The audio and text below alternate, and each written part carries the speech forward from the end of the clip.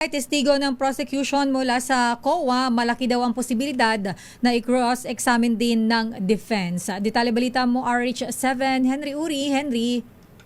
Elaine at Deo, kung noong nakalipas na linggo ay halos walang naitanong ang panig ng depensa sa mga testigo ng prosecutions, ngayong araw na ito sa Day 11 ng impeachment trial ay malaki ang posibilidad na isalang sa cross-examination at pagtatanungin ng depensa ni Vice President Sara Duterte dito sa impeachment court ang mga testigong ipipresenta ng prosecution na sina Roderick Wamil, ang former state auditor ng Commission on Audit, Intelligence and Confidential Funds Office o COA-ICFAO, at itong state auditor na si Celine May Del Campo mula pa rin sa Commission on Audit. Ayon kay Attorney Michael Poa sa aming interview kanina, ay aabangan nila kung ano ang sasabihin nitong mga testigo ito ng prosecution, at dahil nga sa sila ay galing sa state auditor, ay malaki ang posibilidad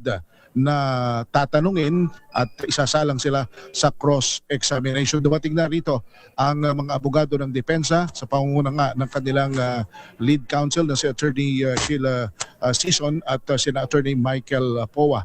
Magugunita na noong Friday, Deo, ay halos isang tanong lamang ang naipukol ni Attorney Michael Poa doon sa testigo ng prosecution ng mga bank executives. Pero ngayong araw ay kanilang matiin na titingnan at oobserbahan at diringgin kung ano ang sasabihin nitong mga witness ng prosecutions, at doon ay manggagaling ang kanilang pagtatanong sa panig naman ng depensa. So any